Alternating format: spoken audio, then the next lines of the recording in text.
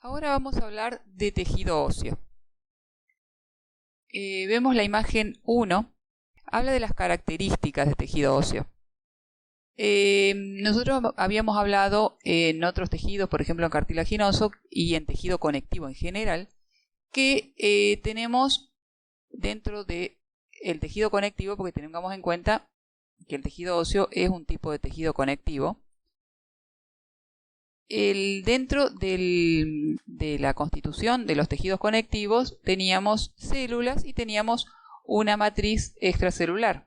La característica que tiene el tejido óseo es que esa matriz extracelular es mineralizada.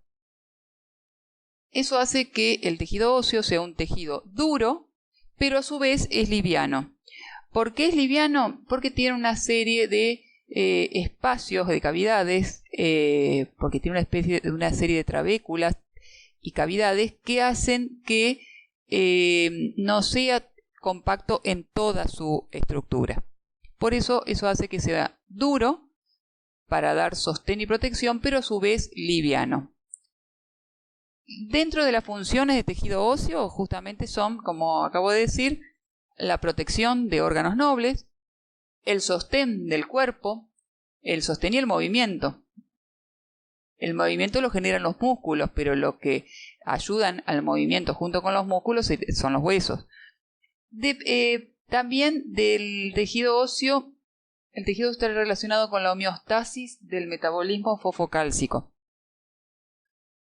El calcio, ustedes saben que tiene que estar en ciertos niveles en el plasma. Y el fósforo también. El hueso está formado justamente por fosfato y por calcio. Entonces, el hueso funciona como un reservorio de fosfato y de calcio. Después vamos a ver cómo se regula la salida o la entrada al hueso de estos dos elementos, pero en definitiva sería esa la función, actuar como reservorio y para que los niveles en sangre del calcio y del fosfato se mantenga dentro de ciertos rangos. Y también están relacionados con la hematopoiesis. ¿Por qué? Porque en el hueso no solamente hay tejido óseo, sino que hay otros tipos de tejidos que ya lo vamos a comentar. Dijimos que todo tejido conectivo está formado por una matriz extracelular y por células. Si vamos a la imagen 2, vamos a ver por qué está formada la matriz extracelular del tejido óseo. Está formada por colágeno, que ya le habíamos dado, una proteína fibrilar que otorga resistencia justamente, por proteoglucanos, que también habíamos comentado ese tipo de moléculas, por glucoproteínas multiadhesivas, por proteínas dependientes de vitamina K como la osteocalcina, que ya la vamos a comentar, que es una proteína que secuestra calcio, por cristales de hidroxiapatita, que hidroxiapatita es la fórmula química, la forma en la que están contenidos el calcio y el fosfato. Tiene también factores de crecimiento, en esa matriz extracelular hay factores de crecimiento, y hay citoquinas, como por ejemplo la somatomedina C, que más que nada tienen que ver con el crecimiento en longitud de los huesos. Las citoquinas son sustancias que estimulan, son mediadores que estimulan a ciertas células, salen de unas células para estimular a otras. Y justamente un ejemplo es esta somatomedina que, como les comento, tiene que ver con el crecimiento en longitud de los huesos. Como dijimos, hay una matriz extracelular y también todo tejido conectivo está formado por células. Si vamos a la imagen 3, ahí tenemos el listado de células que vamos a encontrar en el tejido óseo. Los principales son 3. Tenemos los osteoblastos, los osteocitos y los osteoclastos.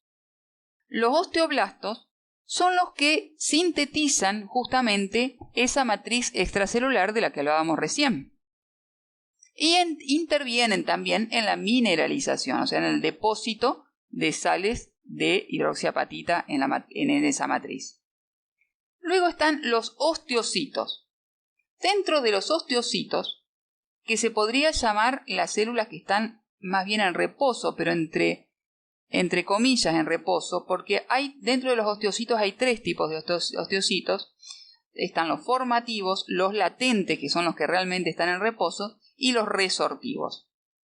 Los formativos serían parecidos a los osteoblastos, que lo que hacen es generar matriz extracelular, y intervienen en lo que se le llama la mecanotransducción, que es que forman hueso a partir de estímulos repetitivos y a largo plazo.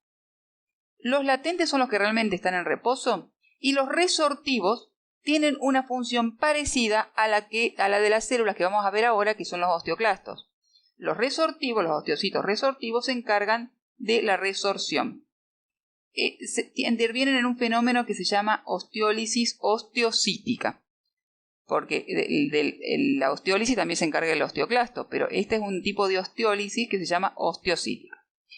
Y también tenemos, como está anotado ahí, los osteoclastos. Los osteoclastos no derivan de las células mesenquimáticas como derivan los osteoblastos y los osteocitos, sino que derivan de las células formadoras de colonias granulocíticas y de macrófagos, que están en la médula ósea roja. La médula ósea roja es la que forma las células sanguíneas. Y los osteoclastos vendrían a ser un tipo de macrófagos. Por eso es que derivan justamente de esas células formadoras de colonias granulocíticas y de macrófagos. Porque justamente son como comedores, son los que van rompiendo, lisando el hueso. Otro tipo de célula que tenemos son las células osteoprogenitoras. Las células osteoprogenitoras vienen de una célula madre mesenquimática, que es de donde derivan todas las demás células. La célula madre mesenquimática se transforma en el hueso en célula osteoprogenitora. Estas células osteoprogenitoras están, que vayamos a ver lo que son estas partes del hueso, en el endostio y en el periostio, que ya lo vamos a ver ahora. El último tipo de células que tenemos es las células de revestimiento óseo. Son parecidas a las osteoprogenitoras, pero son células bien planas. Están también en el periostio y en el endostio. Si vemos la figura 4, ahí tenemos las células osteogénicas, o osteoprogenitora es el otro nombre que le había dado. Osteogénica o osteoprogenitora es lo mismo, que son las que se diferencian, derivan de las células mesenquimáticas, como le dije, se transforman en célula osteogénica o osteoprogenitora y se transforma en osteoblasto. El osteoblasto es el que sigue. El osteoblasto es el que se encarga, como dice la figura, de formar la matriz osteoide. E interviene también en la mineralización, pero lo más importante es que forma la matriz osteoide. Ese osteoblasto luego se diferencia en osteocito, que mantiene el tejido óseo. Pero como le digo, está en reposo entre comillas. Y luego tenemos el osteoclasto a la derecha, que se encarga de la resorción y de la destrucción de la matriz osteoide. Es un tipo de macrófago, como les decía, que deriva de las células formadoras de colonias granulocíticas y de macrófago, vale decir, que deriva de la médula ósea roja. Acá tenemos cómo estarían ubicadas estas células en la figura 5, cómo estarían ubicadas en el hueso, en las distintas partes del hueso, estas células. Tenemos la célula madre mesenquimática, es de la que derivan las células osteoprogenitoras, u osteogénicas, como le llamaban en la figura 4. De la osteoprogenitora derivan los osteoblastos, que los osteoblastos son los encargados en formar la matriz extracelular. Y luego se transforman estas en osteocitos. Fíjense cómo. Y después tenemos las células de revestimiento óseo, que son células que están en el periostio y en el endostio. Ahí está, en el dibujo se ve lo que es el endostio y el periostio. Las osteoprogenitoras también están en el endostio y en el periostio. Pero las células de revestimiento son más planas. Y luego el último tipo de células es lo son los osteoclastos, que tienen una forma activa y una inactiva, y que surgen de la célula formadora de colonia granulocítica y de macrófago, que está dibujada ahí con esas siglas, CFUGM. ¿Cómo se organiza el hueso? El hueso se organiza, hay dos tipos de hueso. Hay un hueso compacto y un hueso esponjoso. Hay en el hueso una unidad que se llama osteona o sistema de Havers. Si ven la imagen 6, ahí define lo que es una osteona. Una osteona es un conducto de Havers, que vamos a ver lo que es, por donde circulan vasos sanguíneos y nervios, osteocitos, que están dispuestos en laminillas concéntricas, como vamos a ver ahora, y matriz extracelular. Todo esto forma lo que es una osteona o sistema de Havers. Si vamos a la imagen 7, ahí vemos lo que es una osteona. Tenemos las laminillas concéntricas, donde ven esos puntitos que son los osteocitos. Están todos pues dispuestos en laminillas concéntricas alrededor de vasos sanguíneos. Ven cómo se disponen como en ronda. Los osteocitos están comunicados entre sí. Están como de la mano, tienen prolongaciones de membrana que hace que se conecten con los vecinos por un tipo de unión que se llama uniones de hendidura. Estas uniones permiten el pasaje de sustancias de un osteocito a otro cuando los nutrientes difunden. Y también es importante en estos procesos que le comentaba de la mecanotransducción, que consiste en que ante estímulos externos,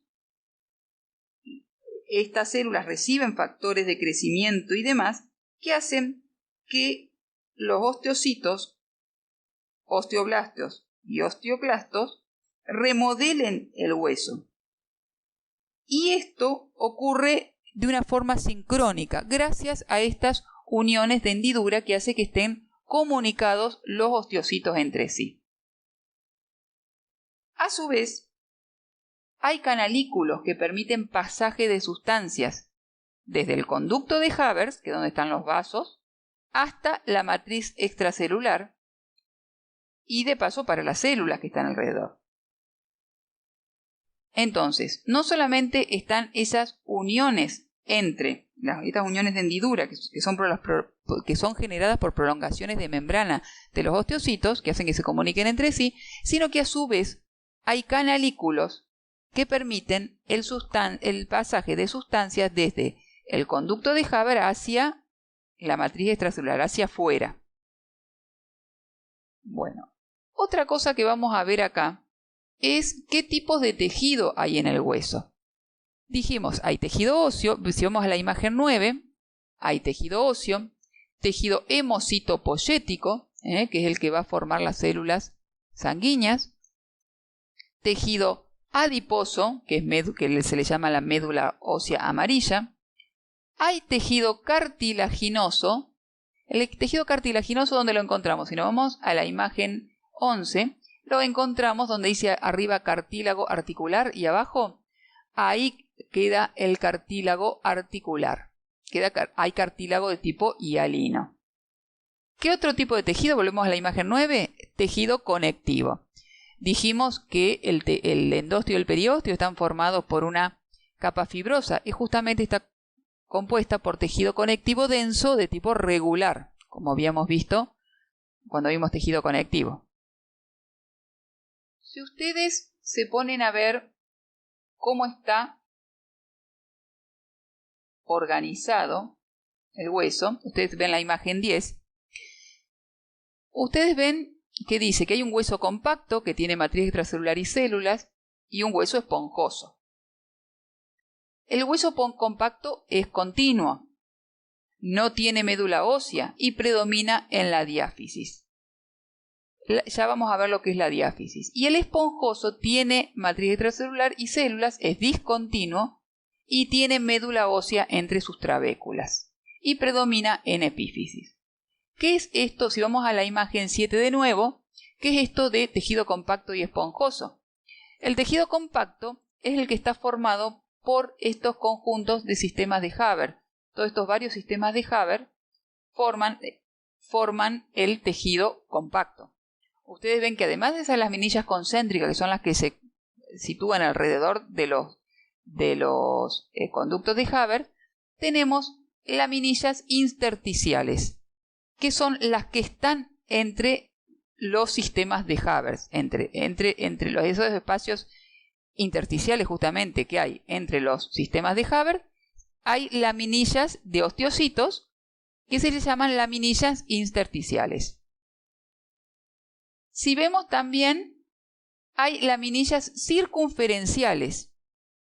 Seguimos en la imagen 7. Laminillas circunferenciales externas que están en el borde externo del hueso, en la parte más superficial del hueso. Y hay laminillas circunferenciales internas, que son las que están hacia la parte interna del hueso.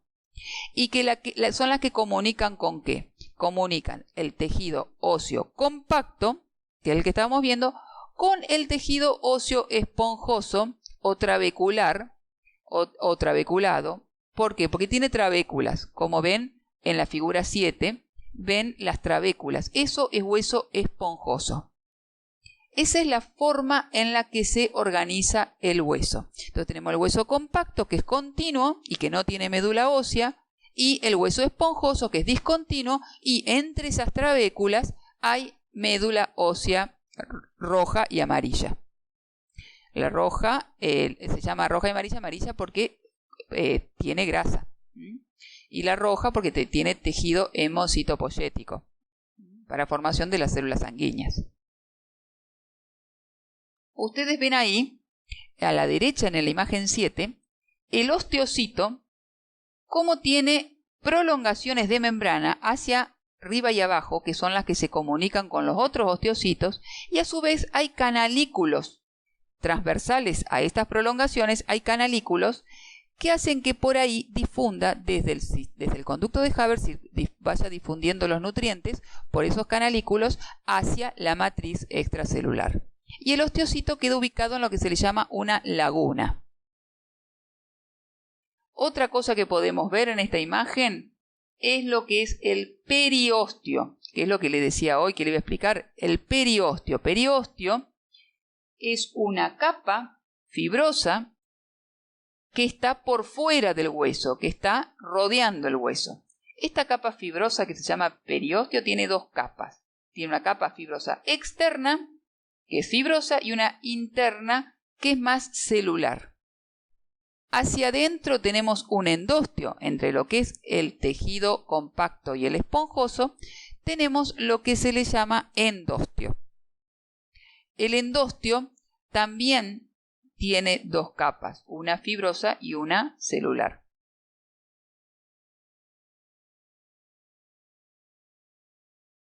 Si vemos en la imagen 12, acá explica los tipos de hueso que tenemos. Tenemos huesos largos, cortos, planos, irregulares y sesamoideos. Los largos son en los que predomina el eje longitudinal sobre el eje transversal. Por ejemplo, el fémur y el húmero. Cortos son donde los ejes longitudinal y transversal son similares.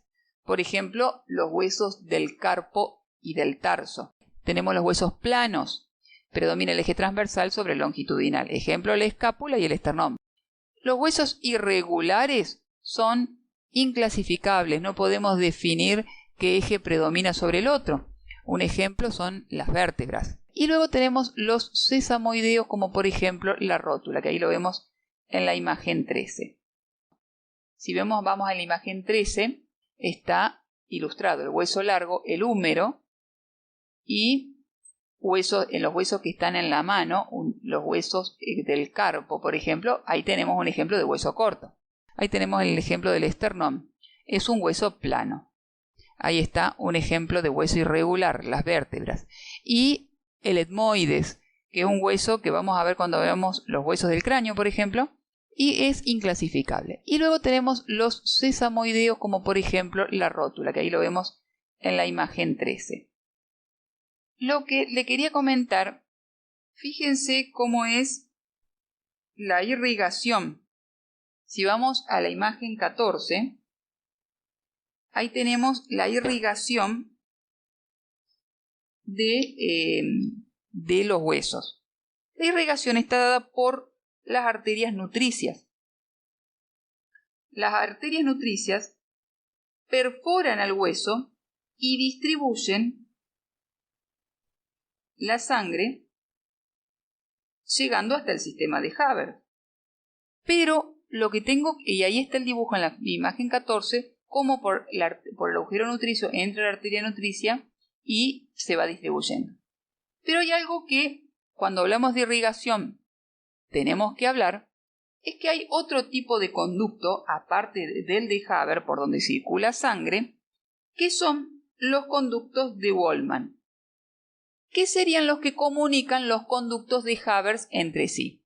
Si vamos a la imagen 7 de nuevo, tenemos los conductos de Haber, que son los que están en el sentido longitudinal del hueso, y si ustedes ven, hay unos conductos que comunican a los conductos de Haber entre sí, que se llama conductos de Wolman. Entonces, cuando entra la arteria nutricia, perfora al hueso, el periósteo del hueso, y distribuye, se van por los conductos de Wolman, y desde allí llegan hasta los conductos de Haber. Y de allí llegan hasta los osteocitos y van por los canalículos hacia la matriz extracelular y a los osteocitos alejados. En esa forma se daría la nutrición del hueso. Entonces, tenemos una arteria nutricia que entra por el agujero nutricio, perforando el periósteo, entra por los conductos de Wolman y de ahí, por medio de los conductos de Wolman, logra llegar a los conductos de Haber, a las arterias que van por los conductos de Haber. De ahí, de los conductos de Haber, logra llegar a los osteocitos y de ahí, de los osteocitos, van a través de los canalículos, como ven en la figura 7 arriba, por los canalículos y llegan a los osteocitos alejados y a la matriz extracelular. De esa forma se da la irrigación del hueso, que una de las características que tiene es de ser justamente muy irrigado, está muy vascularizado, es un tejido muy vascularizado. La osificación significa generar hueso, es el proceso por el cual el hueso se genera. Hay dos tipos de osificación. Tenemos la osificación intramembranosa y la osificación endocondral. Si vamos a la imagen 16, está graficada la osificación intramembranosa.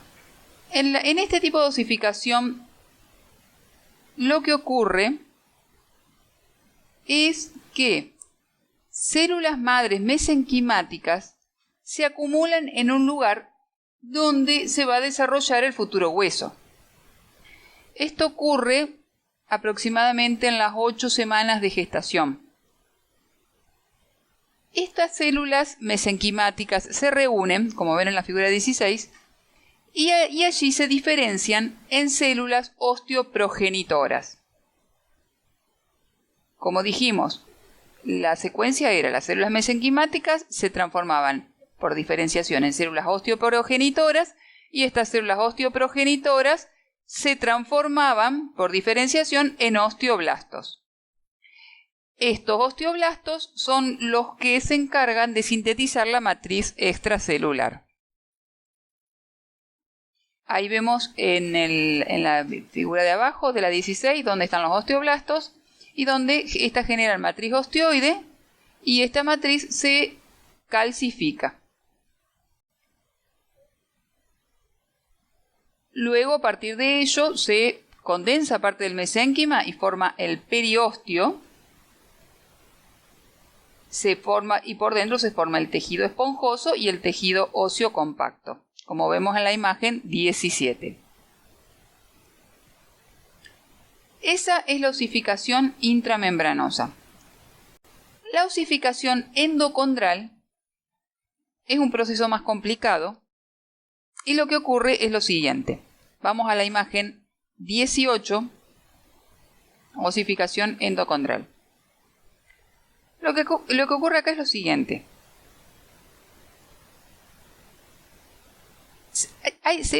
Se juntan células, se reúnen células madres mesenquimáticas y lo que hacen es diferenciarse en condroblastos. No en osteoblastos, sino en condroblastos. No en células osteoprogenitores y hay otros osteoblastos, sino condroblastos. Los condroblastos forman un cartílago de base, un cartílago hialino. Es un cartílago de base porque él tiene la forma, es como un molde que tiene la forma aproximada del hueso al que va a formar. Entonces, un cartílago hialino con la forma del hueso en el que se va a transformar. Por fuera de este cartílago hialino, sabemos que por fuera hay pericondrios, porque es un cartílago. Entonces, por fuera se forma el pericondrio. En este pericondrio se diferencia la capa celular, que es la interna, porque tanto como el periósteo tiene dos capas, el pericondrio también tiene una capa celular interna, que se diferencian en células osteoprogenitoras. Como se diferencian en células osteoprogenitoras, y esto ocurre por una serie de factores de transcripción y de crecimiento y de diferenciación que generan este cambio en estas células. Estas células se transforman en células osteoprogenitoras y entonces este pericondrio ahora se pasa a llamar periósteo. Este periósteo tiene una capa osteógena. Osteógena porque es la que va a generar, es a partir de la que se va a generar el hueso. Esta capa osteógena que tiene el periósteo está compuesta por osteoblastos, que como ustedes saben es el que genera la matriz ósea y que luego se mineraliza. Estos osteoblastos forman lo que se les llama, forman un tejido por debajo del periósteo, que se llama tejido óseo subperióstico, porque está por debajo del periósteo. Siempre hablamos de la diáfisis, esto ocurre en la diáfisis del hueso. Este tejido óseo subperióstico también se le llama collarete óseo. Ahí vemos en la imagen 18, como a la izquierda tenemos ese cartílago hialino que es el molde, como decía, que tiene un pericondrio. Después ese pericondrio se diferencia en periósteo y se forma ese collarete o tejido óseo subperióstico, que es esa parte a los costados amarilla. Esto ocurre en la diáfisis. Eso amarillo que está alrededor del hueso del molde ese de cartílago celeste, eso es justamente lo que se le llama el collarete óseo, que es el primer tejido de tipo óseo que se encuentra en el hueso, porque el resto, como dijimos, es cartílago. ¿Qué es lo que ocurre por dentro de ese collarete óseo? Por dentro, por una serie de factores de transcripción y diferenciación, los condrocitos crecen y se diferencian, y lo que ocurre es que empiezan a secretar fosfatasa alcalina, que es una enzima que hace que se libere fosfato. De esta forma se mineraliza esa matriz cartilaginosa. Se mineraliza, se calcifica. Entonces por eso ahí vemos en la imagen 18.2 cómo hay una matriz ósea sin calcificar y después muestra una matriz ósea que ya está calcificada. ¿Qué es lo que ocurre después? Como esta matriz era cartilaginosa y en el cartílago los nutrientes llegan a los condrocitos por difusión. Pero una vez que se mineraliza, esa matriz cartilaginosa queda endurecida y no pueden fluir los nutrientes. Queda dura la matriz y ya no pueden fluir los nutrientes, no pueden difundir los nutrientes y esos condrocitos se mueren.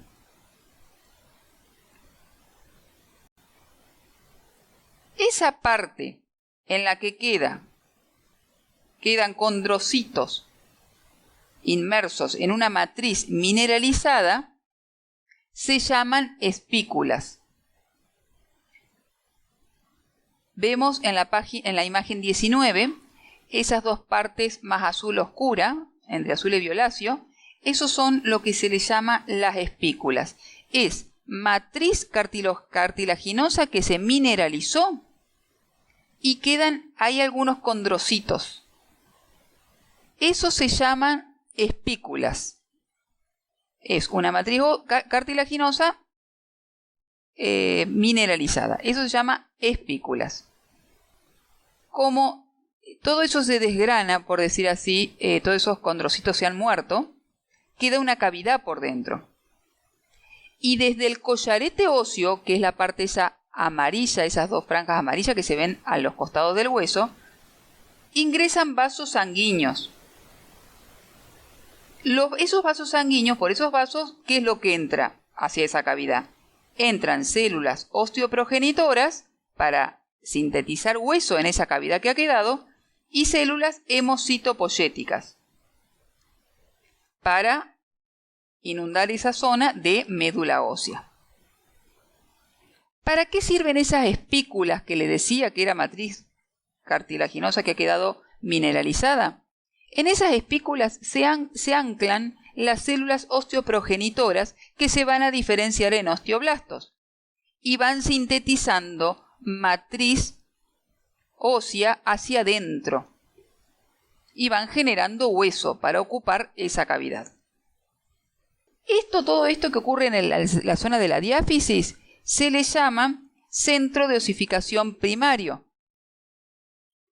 Simultáneamente, en las epífisis ocurre lo mismo, que lo vemos en la imagen 20.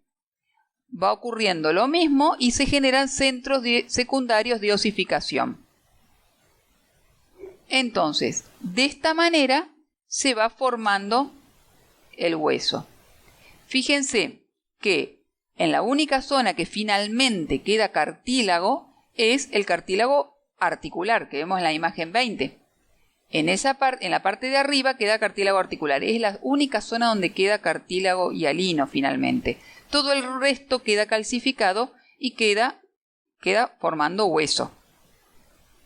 Entonces, eso sería la osificación endocondral. Esas son las dos maneras, la intramembranosa y la endocondral son las dos formas en las que se forman los huesos.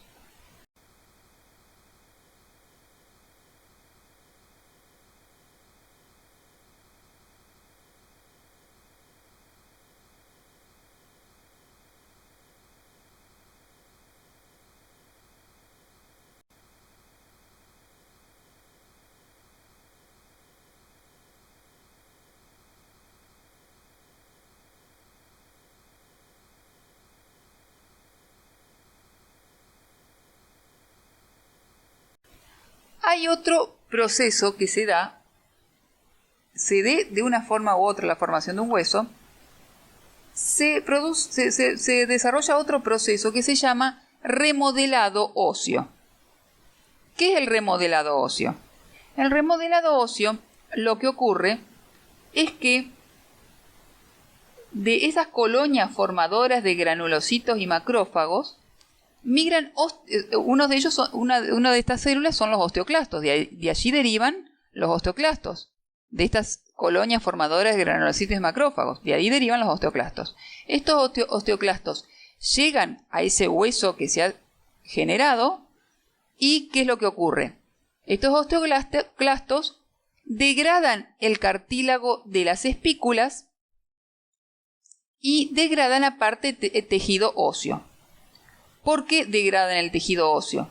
Porque quieren formar canales, conductos o túneles. O sea, en definitiva, generan los canales de Havers o los conductos de Havers o los de Volkmann. Es para eso que invaden estos osteoclastos el hueso para generar estos conductos de Haber y conductos de Wolman. ¿Cómo lo hacen a esto? Lo que hacen es lo siguiente. Forman una especie de cono de apertura, o se llama también cono de corte. Si ustedes ven en la imagen 23, ahí ven cómo los osteoclastos van avanzando y van comiendo el hueso, y entonces de esa forma generan el cono de apertura o cono de corte.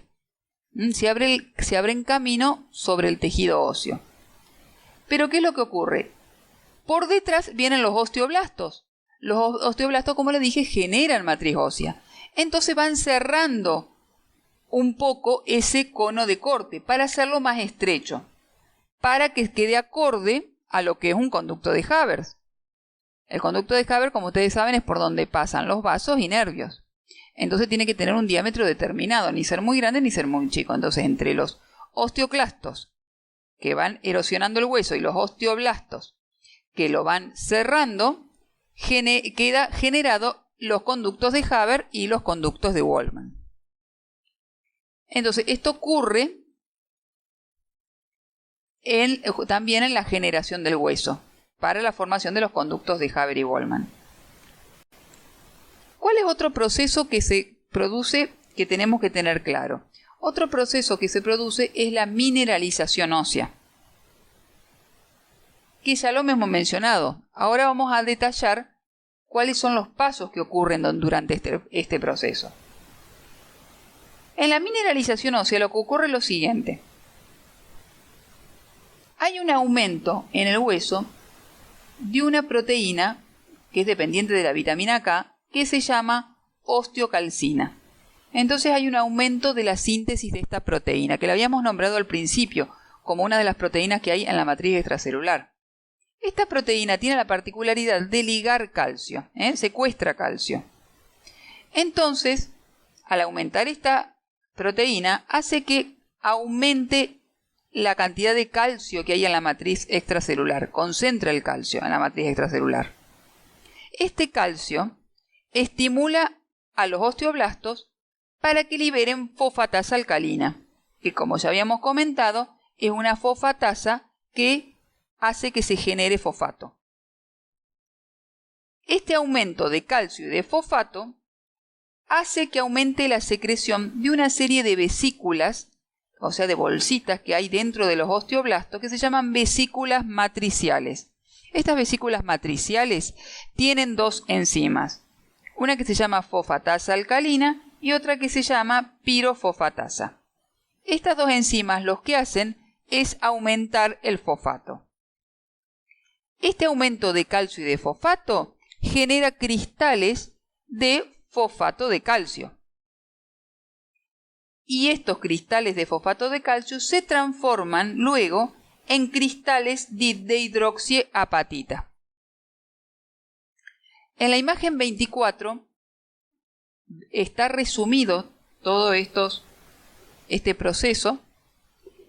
Y acá vemos, ahí pueden ver la fórmula de la hidroxiapatita. Se forman a la izquierda, se forman los cristales de fosfato de calcio y arriba ven la acumulación de cristales de hidroxiapatita, que es esa fórmula larga que ven ahí. Entonces, si miramos la imagen 24, resume lo que yo le acabo de decir. Concentración de iones de calcio y fosfato, fijación de calcio a través de proteínas no colágenas de la matriz ósea, que es justamente esta osteocalcina que le comentaba, aumenta la concentración de fosfato. Ese aumento de calcio y de fosfato estimula a los osteoblastos que secretan la fosfatasa alcalina y que eso hace que se libere más fosfato y que a su vez ese aumento de calcio y fosfato hace que aumente la secreción de vesículas matriciales. Acá está, como ven, yo se los dije como un poquito más complicado.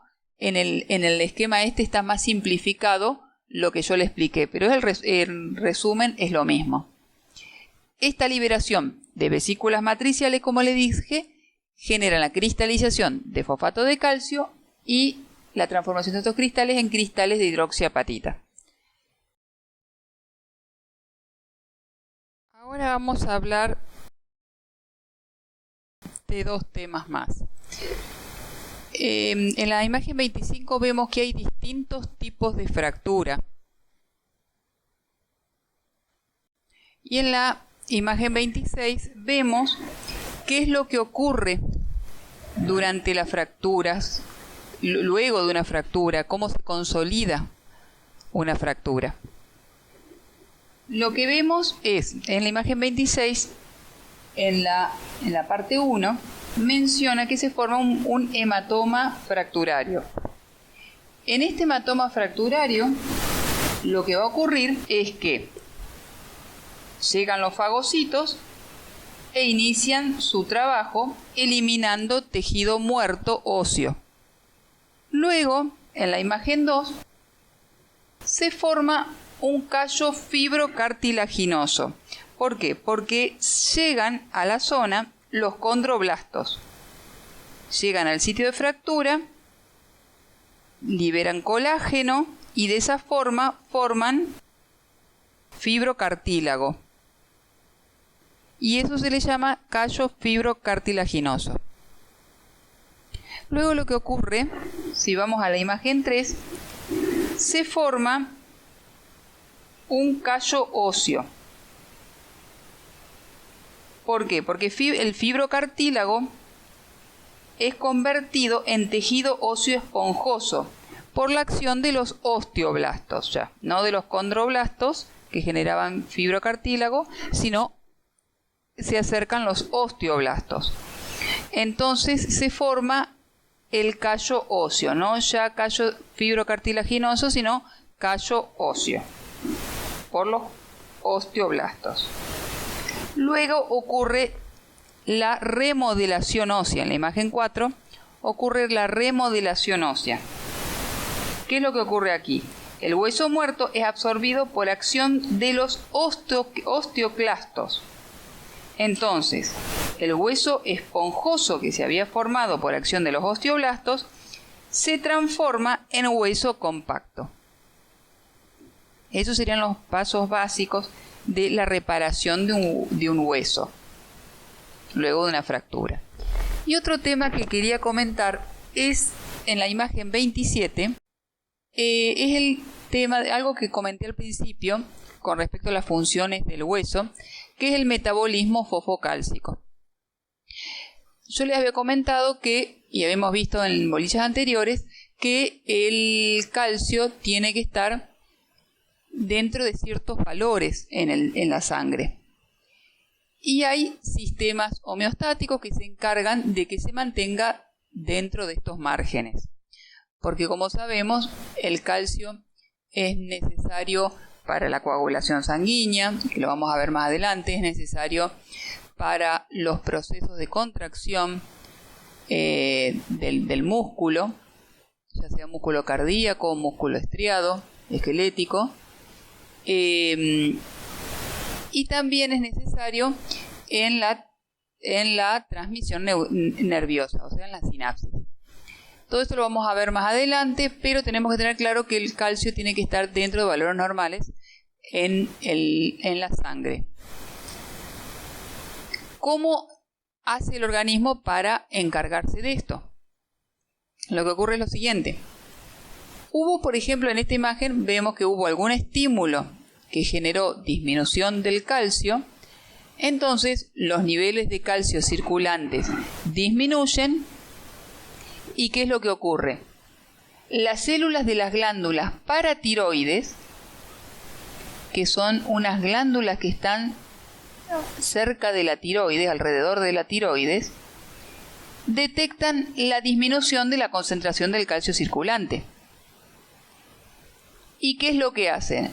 Hacen que se libere paratormona. Estas glándulas paratiroideas liberan paratormona. Esta paratormona lo que hace es aumentar los niveles de calcio en sangre. ¿Cómo lo logra? Lo logra estimulando la acción de los osteoclastos y hacen que estos aumenten la resorción ósea. Y a su vez, la paratormona tiene acción a nivel renal. Lo que hacen es retener calcio. Los riñones retienen calcio y eliminan fosfato.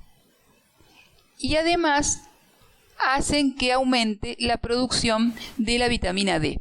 La vitamina D a nivel intestinal aumenta la absorción de calcio.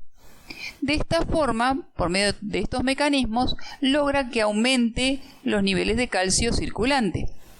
Y de esa forma se restaura la homeostasis. Y los niveles de calcio vuelven a sus valores normales.